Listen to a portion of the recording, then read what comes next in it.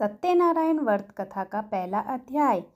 एक समय की बात है, नैमिषारण्य में तीर्थ सौनकादि 88,000 ऋषियों ने श्री सूत जी से पूछा, हे प्रभु, इस कलयुग में वेद विद्या रहित मनुष्यों को प्रभु भक्ति किस प्रकार मिल सकती है तथा उनका उद्धार कैसे होगा। हे मुनिश्रेष्ठ, कोई ऐसा तप बताइए जिससे थोड़े समय में ही पुण्य मिले और मनोवांछित फल भी मिल जाए। इस प्रकार की कथा सुनने की हम इच्छा रखते हैं। सर्व शास्त्रों के ज्ञाता सूत जी बोले, हे वैष्णवों में पूज्य, आप सभी ने प्राणियों के हित की बात पूछी है, इसलिए मैं एक ऐसे श्रेष्ठ व्रत को आप लोगों को बताऊंगा जिसे नारद जी ने लक्ष्मी नारायण जी से पूछा था और लक्ष्मीपति ने मणिश्रेष्ठ नारद जी से कहा था। आप सब इसे ध्यान से सुनिए। एक समय की बात है, योगी राज नारद जी दूसरों के हित की इच्छा के लिए अनेकों लोकों में घूमते हुए मृत्यु लोक में आ पहुँचे। यहाँ उन्होंने अनेक योनियों में जन्मे प्राय सभी मनुष्यों को अपने कर्मों द्वारा अनेकों दुखों से पीड़ित देखा। उनका दुख देख नारद जी सोचने लगे कि कैसा यत्न किया जाए जिसके करने से निश्चित रूप से मानव के दुखों का अंत हो जाए। इसी विचार पर मनन करते हुए वह विष्णु लोक में गए। वहाँ वह देवों के ईश नारायण की स्तुति करने लगे, जिनके हाथों में शंख, चक्र, गदा और पद्म थे, गले में वरमाला पहने हुए थे। स्तुति करते हुए नारद जी बोले, हे भगवान, आप अत्यंत शक्ति से संपन्न हैं, मन तथा वाणी भी आपको नहीं पा सकती। आपका आदि मध्य तथा अंत नहीं है। निर्गुण स्वरूप सृष्टि के कारण भक्तों के दुख को दूर करने वाले हैं। आपको मेरा नमस्कार है। नारद जी की स्तुति सुन विष्णु भगवान बोले, हे मुनिश्रेष्ठ, आपके मन में क्या बात है? आप किस काम के लिए पधारे हैं, उसे निसंकोच कहो। इस पर नारद मुनि बोले कि मृत्यु लोक में अनेक योनियों में जन्मे मनुष्य अपने कर्मों के द्वारा अनेकों दुख से दुखी हो रहे हैं। हे नाथ, आप मुझ पर दया रखते हैं तो बताइए कि वो मनुष्य थोड़े प्रयास से ही अपने दुखों से कैसे छुटकारा पा सकते हैं। श्री हरि बोले, हे नारद, मनुष्यों की भलाई के लिए तुमने बहुत अच्छी बात पूछी है। जिसके करने से मनुष्य मुंह से छूट जाता है, वह बात मैं कहता हूँ, उसे सुनो। स्वर्ग लोक व मृत्यु लोक दोनों में एक दुर्लभ उत्तम व्रत है जो पुण्य देने वाला है। आज प्रेमवश होकर मैं उसे तुमसे कहता हूँ। श्री सत्यनारायण भगवान का यह व्रत अच्छी तरह विधान पूर्वक करते मनुष्य तुरंत ही यहाँ का सुख भोग कर मरने पर मोक्ष पाता है।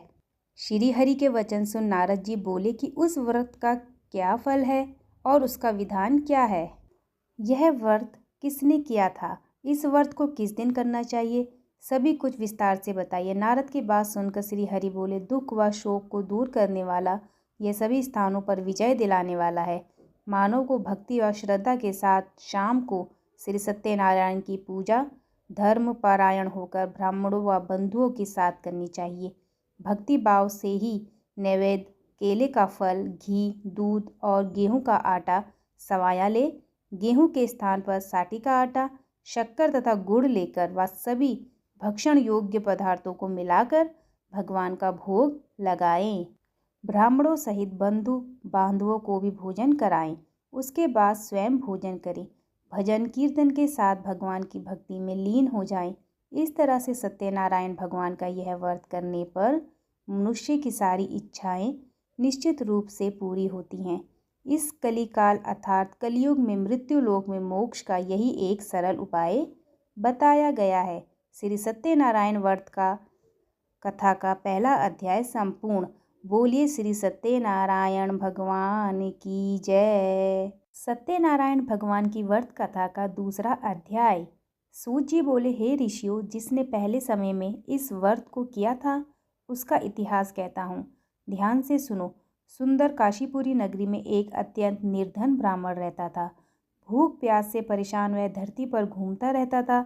ब्राह्मणों से प्रेम करने वाले भगवान ने एक दिन ब्राह्मण का वेश धारण कर उसके पास जाकर पूछा, हे विप्र, नित्य दुखी होकर तुम पृथ्वी पर क्यों घूमते हो? दीन ब्राह्मण बोला, मैं निर्धन ब्राह्मण हूँ, भिक्षा के लिए धरती पर घूमता हूँ। हे भगवान, यदि आपका इसका कोई उपाय जानते हो तो बताइए। वृद्ध ब्राह्मण कहता है कि सत्यनारायण भगवान मनोवांछित फल देने वाले हैं, इसलिए तुम उनका पूजन करो। इसे करने से मनुष्य सभी दुखों से मुक्त हो जाता है। वृद्ध ब्राह्मण बनकर आए सत्यनारायण भगवान उस निर्धन ब्राह्मण को व्रत का सारा विधान बताकर अंतर्ध्यान हो गए। ब्राह्मण मन ही मन सोचने लगा कि जिस व्रत को वृद्ध ब्राह्मण करने को कह गया है मैं उसे जरूर करूँगा। यह निश्चय करने के बाद उसे रात में नींद नहीं आई। वह सवेरे उठकर सत्यनारायण भगवान के व्रत का निश्चय कर भिक्षा के लिए चला गया। उस दिन निर्धन ब्राह्मण को भिक्षा में बहुत धन मिला, जिससे उसने बंधु बांधवों के साथ मिलकर श्री सत्यनारायण भगवान का व्रत संपन्न किया। भगवान सत्यनारायण का व्रत संपन्न करने के बाद वह निर्धन ब्राह्मण सभी दुखों से छूट गया और अनेक प्रकार की संपत्तियों से युक्त हो गया। उसी समय से यह ब्राह्मण हर माह इस व्रत को करने लगा। इस तरह के सत्यनारायण भगवान के व्रत को जो मनुष्य करेगा वह सभी प्रकार के पापों से छूटकर मोक्ष को प्राप्त होगा। जो मनुष्य इस व्रत को करेगा वह सभी दुखों से मुक्त हो जाएगा। सूत जी बोले, इस तरह से नारद जी से नारायण जी का कहा हुआ श्री सत्यनारायण व्रत को मैंने तुमसे कहा। हे विप्रो, मैं अब और क्या कहूँ। ऋषि बोले, हे मुनीश्वर, संसार में उस विप्र से सुनकर और किस किस ने इस व्रत को किया, हम सब इस बात को सुनना चाहते हैं। इसके लिए हमारे मन में श्रद्धा का भाव है। सूत जी बोले, हे मुनियों, जिस जिसने इस व्रत को किया है वह सब सुनो। एक समय वही विप्र धन व ऐश्वर्य के अनुसार अपने बंधु बांधवों के साथ इस व्रत को करने को तैयार हुआ। उसी समय एक लकड़ी बेचने वाला बूढ़ा आदमी आया और लकड़ियां बाहर रखकर अंदर ब्राह्मण के घर में गया। प्यास से दुखी वह लकड़हारा उनको व्रत करते देख विप्र को नमस्कार कर पूछने लगा कि आप ये क्या कर रहे हैं। तो उन्होंने बताया कि व्रत कर रहा हूँ तथा इसे करने से क्या फल मिलेगा, कृपया मुझे भी बताइए। ब्राह्मण ने कहा कि सब मनोकामनाओं को पूरा करने वाला यह सत्यनारायण भगवान का व्रत है। इनकी कृपा से ही मेरे घर में धन धान्य आदि की वृद्धि हुई है। विप्र से सत्यनारायण व्रत या के बारे में जानकर लकड़हारा बहुत प्रसन्न हुआ। चरणामृत लेकर वह प्रसाद खाने के बाद वह अपने घर गया। लकड़हारे ने अपने मन में संकल्प किया कि आज लकड़ी बेचने से जो धन मिलेगा उसी से श्री सत्यनारायण भगवान का उत्तम व्रत करूंगा। मन में इस विचार को ले बूढ़ा आदमी सिर पर लकड़ियां रख उस नगर में बेचने गया जहां धनी लोग ज़्यादा रहते थे। उस नगर में उसे अपनी लकड़ियों का दाम पहले से 4 गुना अधिक मिलता है। बूढ़ा प्रसन्नता के साथ दाम लेकर केले, शक्कर, घी, दूध, दही और गेहूं का आटा ले और सत्यनारायण भगवान के व्रत की अन्य सामग्रियां लेकर अपने घर गया। वहां उसने अपने बंधु बांधवों को बुलाकर विधि विधान से सत्यनारायण भगवान का पूजन और व्रत किया। इस व्रत के प्रभाव से वह बूढ़ा लकड़हारा धन, पुत्र आदि से युक्त होकर संसार के समस्त सुख भोग अंतकाल में वैकुंठ धाम चला गया। श्री सत्यनारायण व्रत कथा का दूसरा अध्याय संपूर्ण हुआ। बोलिए श्री सत्यनारायण भगवान की जय। सत्यनारायण भगवान की व्रत कथा का तीसरा अध्याय। सूत जी बोले, हे श्रेष्ठ मुनियों, अब आगे की कथा कहता हूँ। पहले समय में उल्कामुख नाम का एक बुद्धिमान राजा था। वह सत्यवक्ता और जितेंद्रिय था। प्रतिदिन देव स्थानों पर जाता और निर्धनों को धन देकर उनके कष्ट दूर करता था। उसकी पत्नी कमल के समान मुख वाली तथा सती साध्वी थी। बृहदशिला नदी के तट पर उन दोनों ने श्री सत्यनारायण भगवान का व्रत किया। उसी समय साधु नाम का एक वैश्य आया। उसके पास व्यापार करने के लिए बहुत सा धन भी था। राजा को व्रत करते देखकर वह विनय के साथ पूछने लगा, हे राजन, भक्ति भाव से पूर्ण होकर आप ये क्या कर रहे हैं? मैं सुनने की इच्छा रखता हूँ, तो आप मुझे बताएं। राजा बोला, हे साधु, अपने बंधुओं के साथ पुत्रादि की प्राप्ति के लिए एक महान शक्तिमान श्री सत्यनारायण भगवान का व्रत व पूजन कर रहा हूँ। राजा के वचन सुन साधु आदर से बोला, हे राजन, मुझे इस व्रत का सारा विधान कहिए। आपकी कथा अनुसार मैं भी इस व्रत को करूँगा। मेरी भी संतान नहीं है और इस व्रत को करने से निश्चित रूप से मुझे संतान की प्राप्ति होगी। राजा से सारा व्रत का विधान सुन व्यापार से निवृत्त हो वह अपने घर गया। साधु वैश्य ने अपनी पत्नी को संतान देने वाले इस व्रत का वर्णन कह सुनाया और कहा कि जब मेरी संतान होगी तब मैं इस व्रत को करूँगा। साधु ने इस तरह के वचन अपनी पत्नी लीलावती से कहे। एक दिन लीलावती पति के साथ आनंदित हो सांसारिक धर्म से प्रवृत्त होकर सत्यनारायण भगवान की कृपा से गर्भवती हो गई। 10वें महीने में उसके गर्भ से एक सुंदर कन्या ने जन्म लिया। दिनों दिन वह ऐसे बढ़ने लगी जैसे शुक्ल पक्ष का चंद्रमा बढ़ता है। माता पिता ने अपनी कन्या का नाम कलावती रखा। एक दिन लीलावती ने मीठे शब्दों में अपने पति को याद दिलाया कि आपने सत्यनारायण भगवान के जिस व्रत को करने का संकल्प किया था उसे करने का समय आ गया है। आप इस व्रत को करिए। साधु बोला कि हे प्रिय, इस व्रत को मैं उसके विवाह पर करूँगा। इस प्रकार अपनी पत्नी को आश्वासन देकर वह नगर को चला गया। कलावती पिता के घर में रह वृद्धि को प्राप्त हो गई। साधु ने एक बार नगर में अपनी कन्या को सखियों के साथ देखा तो तुरंत ही दूत को बुलाया और कहा कि मेरी कन्या के योग्य वर देखकर आओ। साधु की बात सुनकर दूत कंचन नगर में पहुंचा और वहां देखभाल कर लड़की के सुयोग वणिक पुत्र को ले आया। सुयोग लड़के को देख साधु ने बंधु बांधवों को बुलाकर अपनी पुत्री का विवाह कर दिया। लेकिन दुर्भाग्य की बात ये कि साधु ने अभी भी श्री सत्यनारायण भगवान का व्रत नहीं किया। इस पर श्री भगवान क्रोधित हो गए और श्राप दिया कि साधु को अत्यधिक दुख मिले। अपने कार्य में कुशल साधु बनिया जमाई को लेकर समुद्र के पास स्थित होकर रतनासारपुर नगर में गया। वहां जाकर दामाद ससुर दोनों मिलकर चंद्रकेतु राजा के नगर में व्यापार करने लगे। एक दिन भगवान सत्यनारायण की माया से एक चोर राजा का धन चुराकर भाग रहा था। उसने राजा के सिपाहियों को अपना पीछा करते देख चुराया हुआ धन वहां रख दिया जहां साधु अपनी जमाई के साथ ठहरा हुआ था। राजा के सिपाहियों ने साधु वैश्य के पास राजा का धन पड़ा देखा तो वह ससुर जमाई दोनों को बांधकर प्रसन्नता से राजा के पास ले गए और कहा कि उन दोनों चोरों को हम पकड़ लाए हैं, आप आगे की कार्यवाही की आज्ञा दें। राजा की आज्ञा से उन दोनों को कठिन कारावास में डाल दिया गया और उनका सारा धन भी उनसे छीन लिया गया। श्री सत्यनारायण भगवान से श्राप से साधु की पत्नी भी बहुत दुखी हुई। घर में जो धन रखा था उसे चोर चुरा ले गए। शारीरिक तथा मानसिक पीड़ा व भूख प्यास से अति दुखी हो अन्न की चिंता में कलावती के ब्राह्मण के घर गई। वहां उसने श्री सत्यनारायण भगवान का व्रत होते देखा, फिर कथा भी सुनी। वे प्रसाद ग्रहण कर वह रात को घर वापस आई। माता के कलावती से पूछा कि हे पुत्री, अब तुम कहाँ थी, तेरे मन में क्या है? कलावती ने अपनी माता से कहा, हे माता, मैंने एक ब्राह्मण के घर में श्री सत्यनारायण भगवान का व्रत देखा है। कन्या के वचन सुन लीलावती भगवान के पूजन की तैयारी करने लगी। लीलावती ने परिवार व बंधुओं सहित सत्यनारायण भगवान का पूजन किया और उनसे वर मांगा कि मेरे पति तथा जमाई शीघ्र घर आ जाएं। साथ ही यह भी प्रार्थना की हम सब का अपराध क्षमा करें। श्री सत्यनारायण भगवान इस व्रत से संतुष्ट हो गए और राजा चंद्रकेतु को सपने में दर्शन दे कहा कि हे राजन, तुम उन दोनों वैश्यों को छोड़ दो और तुमने उनका जो धन लिया है उसे वापस कर दो। अगर ऐसा नहीं किया तो मैं तुम्हारा धन, राज्य व संतान सभी को नष्ट कर दूंगा। राजा को यह जब सब कहकर वे अंतर्ध्यान हो गए। प्रातःकाल सभा में राजा ने अपना सपना सुनाया, फिर बोले कि पड़िक पुत्रों को कैद में मुक्त कर सभा में लाओ। दोनों ने आते ही राजा को प्रणाम किया। राजा मीठी वाणी में बोला, हे महानुभावों, भाग्यवश ऐसा कठिन दुख तुम्हें प्राप्त हुआ है, लेकिन अब तुम्हें कोई भय नहीं है।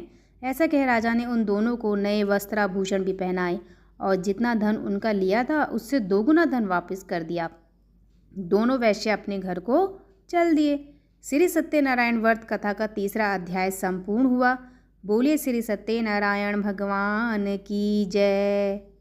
सत्यनारायण भगवान की व्रत कथा का चौथा अध्याय।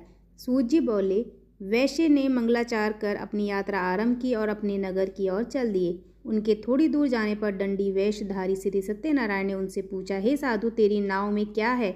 अभिवाणी वणिक हंसता हुआ बोला, हे दंडी, आप क्यों पूछते हो? क्या धन लेने की इच्छा है? मेरी नाव में तो बेल व पत्ते भरे हुए हैं। वैश्य के कठोर वचन सुन भगवान बोले, तुम्हारा वचन सत्य हो। दंडी ऐसे वचन कह वहाँ से दूर चले गए।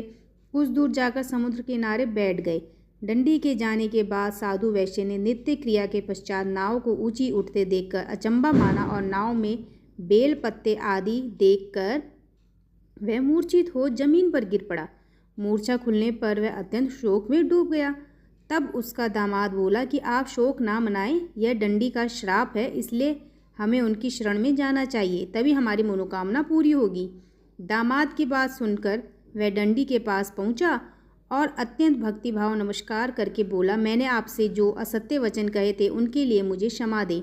ऐसा कहकर महान शोकातुर हो जाने और रोने लगा। तब दंडी भगवान बोले, हे वणिक पुत्र, मेरी आज्ञा से बार बार तुम्हें दुख प्राप्त हुआ है, तू मेरी पूजा से विमुख हुआ। साधु बोला, हे भगवान, आपकी माया से ब्रह्मा आदि देवता भी आपके रूप को नहीं जानते, तब मैं अज्ञानी कैसे जान सकता हूँ।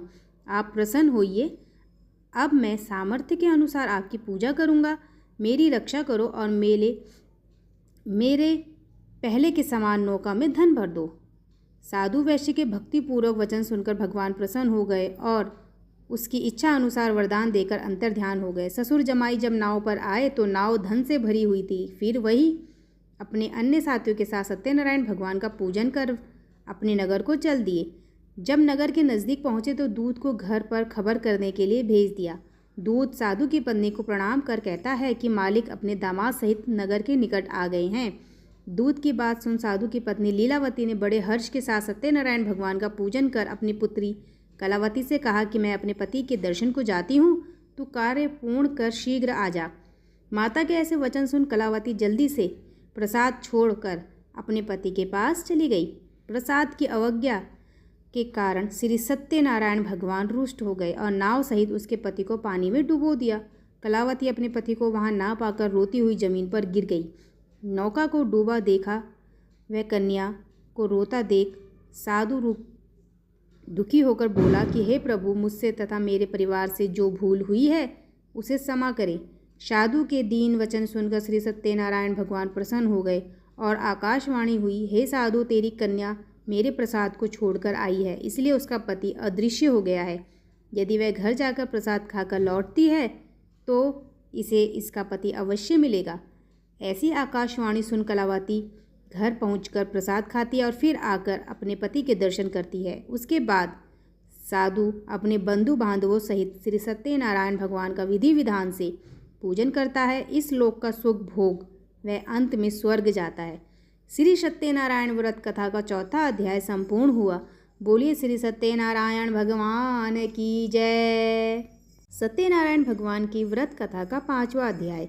सूत जी बोले, हे ऋषियों, मैं और भी एक कथा सुनाता हूँ, उसे भी ध्यानपूर्वक सुनो। प्रजापालन में लीन दुग्ध्वज नाम का एक राजा था। उसने भी भगवान का प्रसाद त्याग कर बहुत ही दुख सहन किया। एक बार वन में जाकर वन्य पशुओं को मारकर वह पेड़ के नीचे आया। वहाँ उसने ग्वालों को भक्तिभाव से अपने बंधुओं सहित सत्यनारायण भगवान का पूजन करते देखा।